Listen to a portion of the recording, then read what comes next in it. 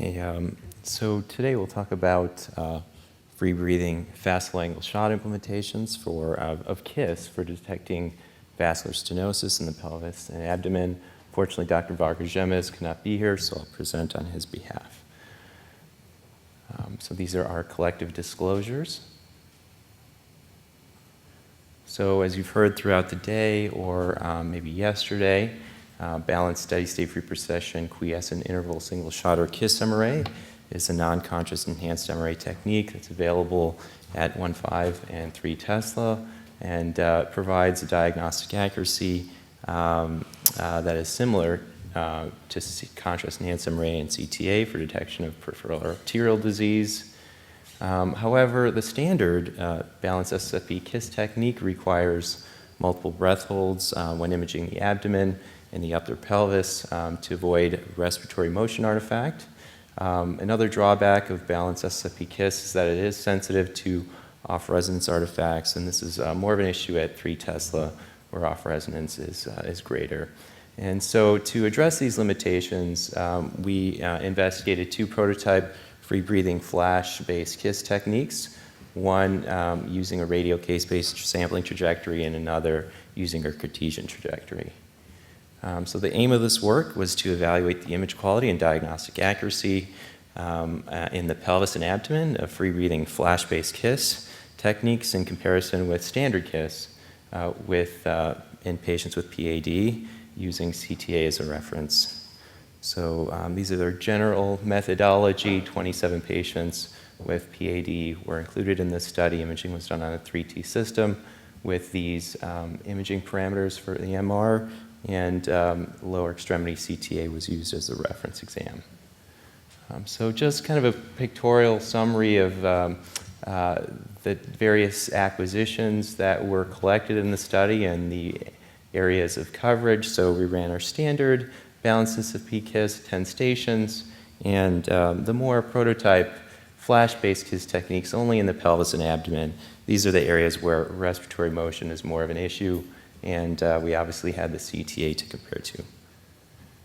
So 2 independent readers carefully evaluated these volumes. They looked at axial raw as well as coronal and axial maximum intensity projection images using this 9-segment model. You can see these 5 segments and then an additional 4 on the other side. Subjective image quality was scored using a 4-point scale as listed in this table. They also looked at more quantitative objective measures of signal intensity ratio and relative standard deviation, which was computed in this manner. And we also calculated diagnostic accuracy for detection of 50% or greater stenosis with respect to CTA. So these are the patient characteristics. These are the results of the subjective and more quantitative objective image quality analyses. So overall image quality was found to be, let's say, worse with the conventional Cartesian balanced SSP sequence in the pelvis and abdomen, and the flash-based techniques provided higher values, and that was found to be statistically significant. When we looked at diagnostic accuracy, the detection rate of an arterial stenosis was found to differ from CTA for the conventional Cartesian balanced SSFP KISS acquisition, but not differ for the Cartesian flash and radial flash acquisitions. Of note, the sensitivity for detecting significant stenosis was highest with the radial flash protocol.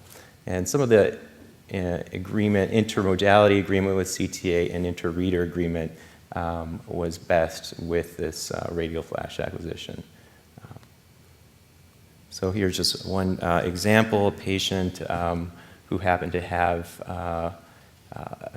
air-filled bowel loop close to the arterial anatomy. As you can see here, there's some signal loss here on the balanced SSFP KISS acquisition due to this air-filled bowel loop that happened to be very close, whereas this artifact was eliminated with the use of a flash-based readout for both the Cartesian and radial trajectories.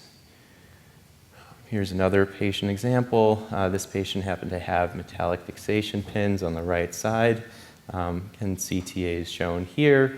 When we looked at the conventional balanced steady-state free precession KISS readout, we saw a substantial magnetic susceptibility artifact obscuring the arterial anatomy here, whereas with the flash-based acquisition, this happened to be a Cartesian acquisition, we can see the anatomy well. In this patient, radial flash was not collected, so it's not shown here. So in conclusion, flash-based KISS provides dramatic improvement in image quality in patients with metallic hip implants, and we found it to also be beneficial in patients with substantial bowel gas close to the arteries. What we did find ultimately is that free-breathing flash KISS provides improved sensitivity, at least in our study, of PAD compared to balanced SSFP KISS, and thereby enhances the robustness and overall usefulness of KISS for the non-enhanced evaluation of peripheral arterial disease. Thank you very much.